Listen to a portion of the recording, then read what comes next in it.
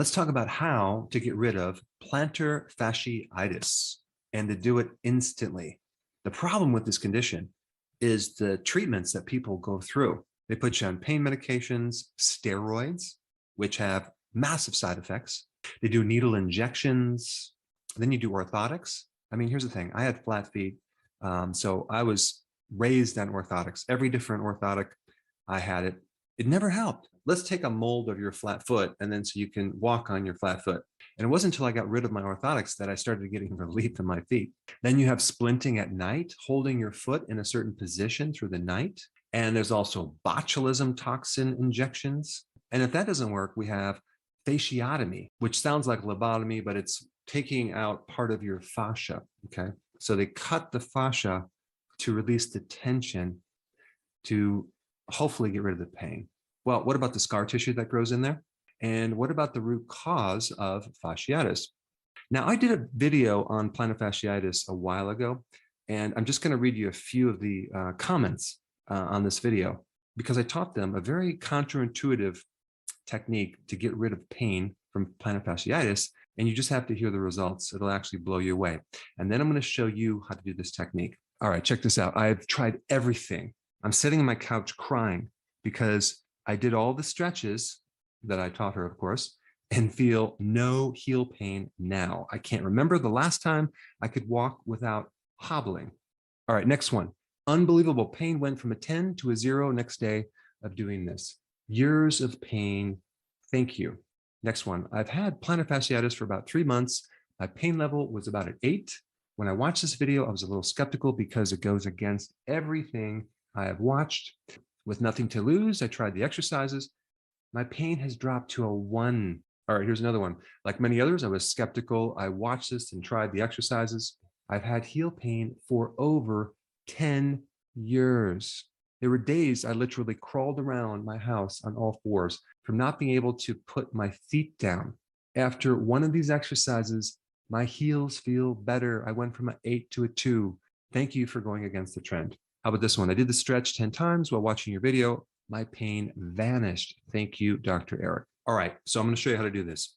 Step 1, you have to rate your pain from 0 to 10. 10 being very severe, 0 being no pain. So go ahead and write that down right now, because we're going to re-rate that after this very simple stretch. All right, this is what you need to know. The absolute worst thing you can do is to stretch the fascia, okay? Like in stretching your calves. This is what everyone does. This is how they do the splints. They do it in this stretch where your foot is going upwards. I mean, think about it. Here you have this inflamed fascia, which is this connective tissue underneath your foot, right? It's inflamed. Why would you ever want to stretch it more? There's already probably micro trauma going on.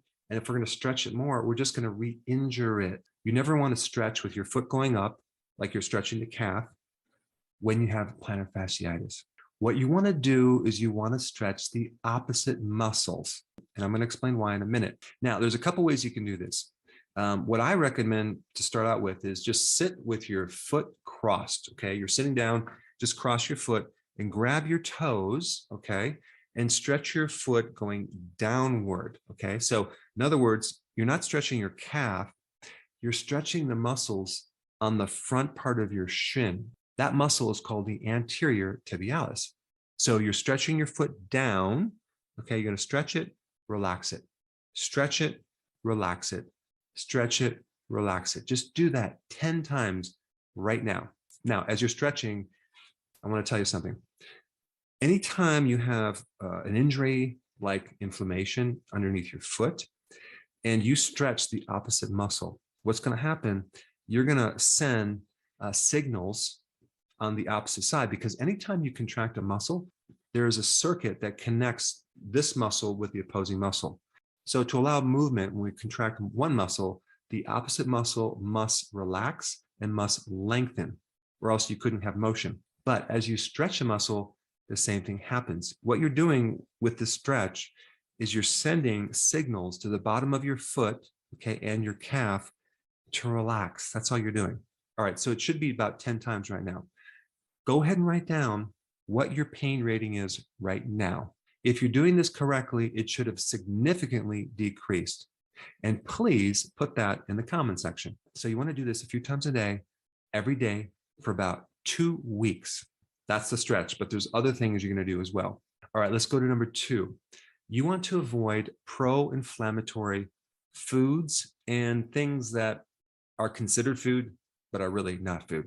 Now, if you take a look at junk food, it's really made out of 3 things: refined flour, refined sugar, and refined oils. Now, they call refined oils vegetable oils, but they have nothing to do with vegetables. Okay, they're not vegetables, they're seeds. But vegetable oil sounds a lot better. I mean, what are you going to do? Like squeeze a carrot or lettuce and try to pull oil out of there? That's not what happens. What they do with seed oils is to extract oil from the seed. You have to put these seeds under tremendous pressure with solvents like hexane, which can be toxic to your nervous system. And you have to put them under very high heats. So refined flour, refined sugar, and definitely refined grain oils are the culprit to a lot of your inflammation in your body. But the big one that a lot of people do not put emphasis on is the vegetable oils. I'm talking about soy oil, corn oil, canola oil, cottonseed oil. These are highly inflammatory and they create major health problems, not just inflammation. They lead to gaining weight, obesity. They lead to heart disease. They shorten your life. There's studies that show linking to gaining cancer. So it wasn't very long ago that we switched our fats in our foods, okay? We used to use saturated fats, okay? Like butter, lard, tallow. And now we do all this processed vegetable oils. Now I know what you're saying, you don't use vegetable oils, right? You don't have corn oil sitting in your cupboard. But here's the thing, in America, 20% of your calories is coming from these so-called vegetable oils, 20% for an average person. And let me tell you where they're hidden. They're hidden in mayonnaise, salad dressing, any food that's either canned or boxed or processed. They're fed to animals and they're animal feeds that you end up eating. And they're in pretty much every single restaurant that you go to. These restaurants do not cook with butter or olive oil. They use soy and corn and canola, unfortunately. So if you're going out to dinner a lot and you feel more plantar fasciitis, then we know why. Now, what happens with these omega-6 fatty acids, which are pro-inflammatory, is they start to replace certain healthy fats inside your cell membranes. In other words, they get lodged in the cells, and it creates a situation where it's very, very difficult to get these oils out.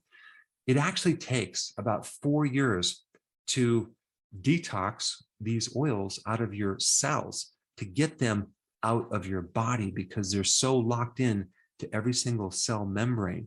So when you switch your diet and start to get rid of these oils and use more saturated fats, whether you're cooking or consuming, and butter, coconut oil, avocado is a good oil, and especially olive oil, it's going to take about 4 years to completely get these oils out of your body. And the amount of oxidation that's occurring, because they're very, very fragile in your body, is astronomical. It's creating so much free radical damage in its inflammatory process. Not to mention, every single one of these oils is GMO, which means they probably have traces of glyphosate, which is an herbicide, and traces of hexane, which is another toxin that I'm not going to get into in this video. But I'm emphasizing this because in practice, I would say 100% of the people coming in with plantar fasciitis were consuming unknowingly a tremendous amount of this oil.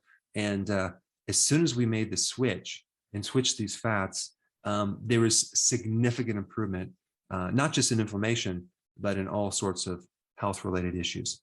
All right, the next thing you could do for some quick relief is start taking vitamin D3 if it's the winter. If it's the summer, you go outside, you get a lot of sun, because vitamin D3 is one of the most powerful anti-inflammatory. And I wouldn't just take, 600 IUs, which is the RDA. I would take minimally 10,000 IUs, but preferably 20,000 IUs.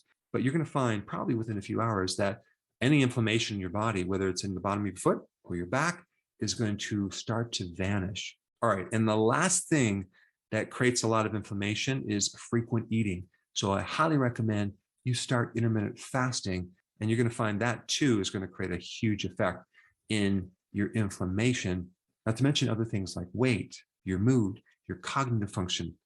and your energy. Now, for those of you that want the best anti-inflammatory diet, I'm going to put it right here. There's actually a series or a playlist of a few videos that you need to watch. Check it out. I put it right here.